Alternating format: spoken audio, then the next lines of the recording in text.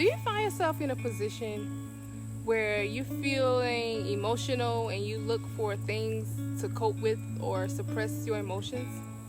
Let's talk about it.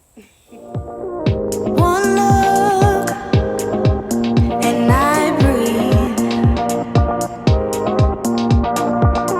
Today, I want to talk to you guys about addictions.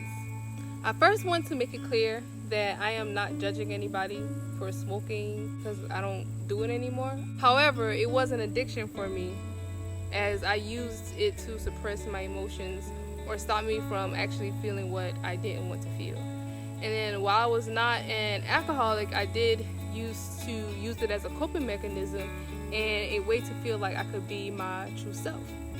So I can cut back for these reasons so that I can work on those areas in my life. Now, with that being said, when we think of addictions, we usually think, drugs and alcohol, right?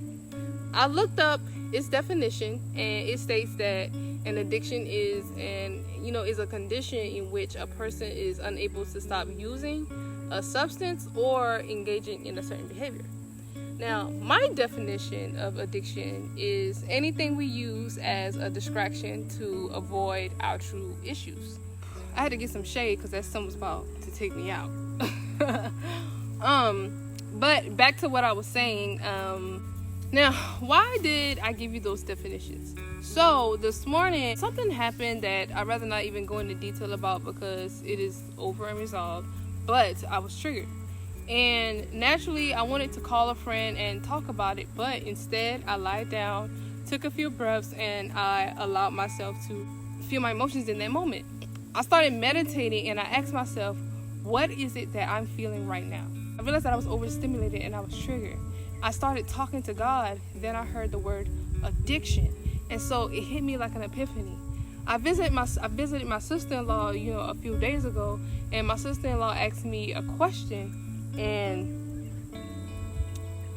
And she spoke to me about addictions after she asked the question and we had a conversation.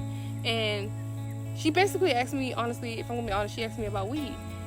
Because she's my accountability partner through my journey. But I got triggered because she didn't say it or try to make me feel this way, but I felt like I had to over-explain myself or prove to her that I wasn't lying, that I hadn't smoked in a very long time. And I was shaky and I started fiddling around with things to avoid eye contact with her. And honestly, when I finally looked up at her, I wasn't even seeing her anymore. I was seeing someone else. And that moment popped back in my head this morning while I was meditating, and I realized that I realized what God was trying to show me when I visited her. He was trying to show me a different deep-rooted addiction that I had. Addictions are more than what we think they are. Again, with God, it gets deeper. My addictions were certain people pleasing, and proving myself. For example, if I called a friend and they didn't answer, I would get triggered. My thoughts would be, did I do something wrong? Maybe they're mad at me. They don't want to talk to me. They don't want to talk to me anymore. And I go into this place of beating myself up and trying to figure out if I did something wrong. I also had an addiction of avoiding my own emotions. So I'd find any way that I can, meddle in someone else's life and try to fix their problems, help them resolve their issues to the point, that I'd be so drained and too tired to face my own issues. And so to avoid the emotion of fear of what others would think of me, I felt the need to prove myself. So I do whatever, I become whatever, I became a yes man. Bree, go do this. Okay, Bree, you're doing too much. I dim my light. I dim my light some. Okay, now is this too much? I need your approval. And so whenever I found myself to be triggered because someone probably saw me as differently than what I truly am, I basically did whatever to prove myself. I'd find myself over explaining myself or trying to prove my point. And I'd get into this place of having anxiety and I'd be overstimulated. I catch myself to a point where I'm shaking and I'm distorted to a point where I can't even express myself correctly. and people would think I'm lying and I'm being dead honest. And that was even more triggering. And then I realized again why God isolated me and why he little by little removed everything and everybody so that he could show me these things. And so that I could detach. I had to learn to detach from everything and everybody so that I could overcome these addictions, so that I could be around people and not be in bondage of these addictions, be free to be me. And not really care what people think, complete and whole. I realized, a while ago that it was going to take more than a therapist to help me to break free. I realized that,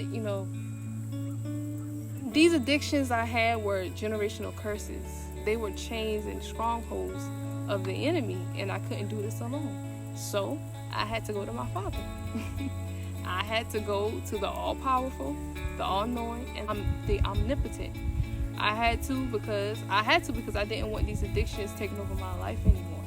I realized that when I asked God to restore me, he had to make me aware of those addictions so that I could ask for his help in breaking me free of them, so that he could restore me of the things that I asked him to restore within me. And as I said, the things that I asked for to be restored in my last video. And I did not realize guys, how deep this spiritual thing was. Spiritual warfare is real. And if you are not aware, the enemy will basically take you out. You will stay stuck, you will stay in bondage, you will never awaken. He does not want you to wake up spiritually, because then you will be able to see all of his attacks, all of his illusions, all of his lies, all of his traps, all of his distractions and detours to keep you from being who you truly are, and to keep you from your blessings and your true purpose. So you will never become aware of those addictions. You will think that the things of this world will make you, and that you are less because you don't have. We have everything. We are abundant. We have all that we need. God has given it to us. So wake up to realize that it's all in here. It is the knowledge, the blueprint, the path, the answers, you name it. Whatever you need to get through is right in here through God. So that's all I have today on addictions. Become aware of the addictions that you have, things that you're using to cope with, So remember, healing isn't linear, it is a journey. And here at Breion's Diary, we are healing together. I love you so much. I'll see you next week. Bye.